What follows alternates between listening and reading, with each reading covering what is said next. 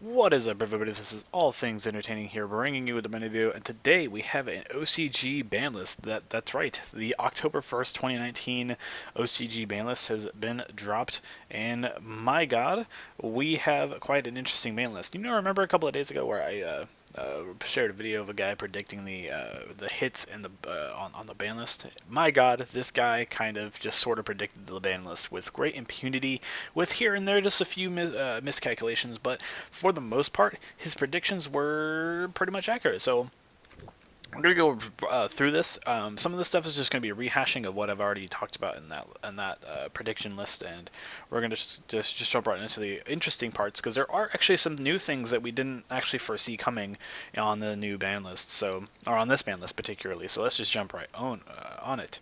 So the first cards we got here, we have Eclipse Wyvern, Agapane, and Soul Charge. Pretty much just cut and paste from that prediction list. Eclipse Wyvern and Soul Charge are just cards that are being caught up from the TCGPlayer list because both cards are ridiculously good. Agapane obviously is really, really strong because of the fact that it sets up random negates for no reason. It bypasses certain summoning mechanics that are unique to those particular cards, and it's not really particularly something that we want to deal with. So yeah, let's just jump right into the limited section. There's nothing really much to talk about here on the Forbidden and Limited list. But Guard Dragon Agapane, I am a huge fan of being banned. I don't think you should ban LP or Pisty though, because that would just kill the engine for no reason. So we're going to go to the limited section. We have one Wyvern Burster. The Mad Lad actually predicted that they would only put Wyvern Burster to 1 and not both to 1. They are living in a strange world. The OCG is, but so yeah, we're going to see how this is going to play out in the future. It's kind of interesting. So Yugioh, pretty much standard. We have the Draconet. Now he predicted this card to be put at 2 in the OCG, so he was a little bit off on this one. But I guess because of how this card is basically like a tour guide sort of, it makes sense why this card would go to 1. Any card that just special summons another monster for free by itself is just kind of degenerate in its own right. Terratop is pretty much in the same line with that. The tour guide obviously is another one of those cards, and Draconet just makes sense because eventually it was going to be abused. Calling it now, we might see Galaxy Worm on this list at some point. Sort of joking, but not really, actually, considering how the line of thinking comes with players and how abusable cards that summon another card is. So that's pretty good. Mystic Mine, everyone's been clamoring for this. I've been clamoring for this card. I think the fact that this card can be played in a deck that is pretty degenerate, by just summoning DD Sprite and just forcing your opponent to play into it is kind of ridiculous. Putting the Mystic Mine at 1 makes it to where it's just a card, just a floodgate that you could play as a one-of. It kills the Mystic Mine burn deck for the most part because you don't have access to the card. I'm not sure if they have Metaverse at 1, but if they do put that card at 1 in the future, because Mystic Mine is still prevalent, then by all means. Although I think with Mystic Mine at 1, it's probably fine. Zodiac Barrage, pretty good. This card was at banned status in the OCG, so having this card come out the ban list is pretty good. Same thing with Dragonic Gynogram. I predict both of these cards will probably go back to 2 and then later 3 because they are not that strong. Masterpiece is still banned in the OCG. I think though, if Dragonic Diagram does come off the list at any more than 2, we might see some hits back with Drew Draco. We might see Dynamite at 1 just to copy paste from our list, and we might see True King returned also to go to 1. But I think for the most part that would be probably fine for them. So next we're gonna move on to the semi-limits. We got Shadow Mist, which we already knew about. Just cleaning up some stuff. Predaplant Orphis Scorpio, Lady Debug. Salads get a big resounding rejoice because now they have 3 Circle and 2 Lady Debug in the OCG, so that deck is a little bit more viable.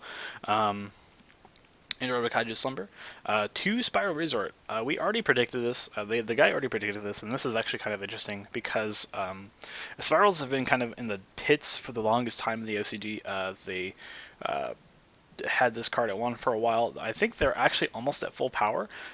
They just need this card and Quick Fix to go to 3, and they're pretty much there. Reasoning. like I said, this card is scary. If this card is at any more than 1, it's absolutely terrifying.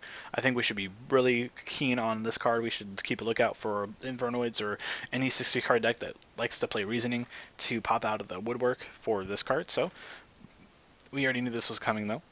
True Draco Face-Off. I don't know why they call it True Draco Face-Off. It's just Draco Face-Off. This card is probably fine. I'm not sure if the Draco Pal deck would actually work in the OCG, considering how many hits the Pendulum Magician stuff has in its under its belt. However, I think for the most part, this is probably going to be fine. You have to play really bad cards in order for this card to even be consistently good. And at 1, you just were not going to do that. At 2, you might do that. At 3, you probably would consider it.